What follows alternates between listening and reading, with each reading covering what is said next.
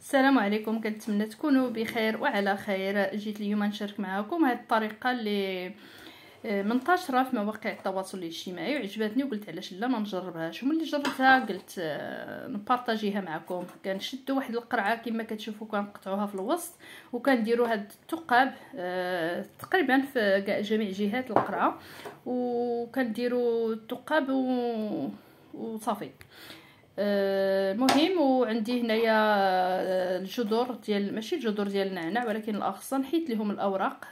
عادي كتشريو النعناع عادي من عند البقال وكتحيدي له الاوراق. وكما كتشوفوا الفوق ديال القرعه اللي فيه الغلاقه حتى هو راه قطعته ودرت فيه الثقب بنفس الطريقه، ودوزت من الغلاقه درت فيها واحد الثقب ودوزت واحد الثوب اللي كيمص الماء.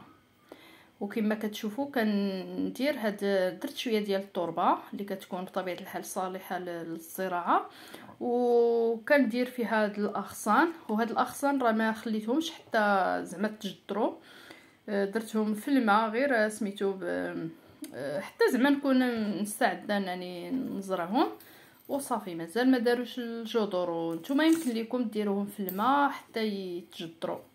وهنايا ملي درت واحد الكميه ديال الاغصان هنا كنزيد التربه كما كتشوفوا بهاد الملعقه، والخيط كما كتشوفوا راه جا طويل حتى الفوق ديال زعما ديال هاد النصف ديال القرعه، باش هكايا من خلال هاد الثوب غادي يدوز الماء لجميع زعما الجهات ديال القرعه ديالي او النعناع.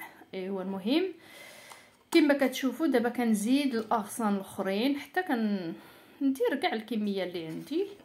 وبطبيعه الحال باش الا ما نبتوش شي وحدين ماشي مشكل.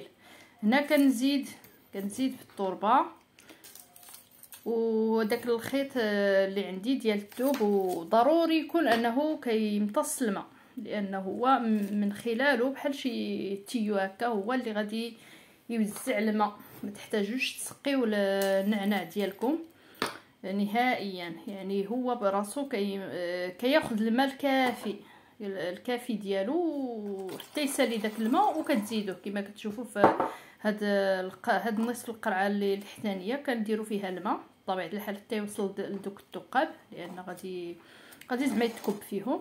وكما كتشوفوا النصف الاخر ما نازلش حتى لتحت، ضروري ديك.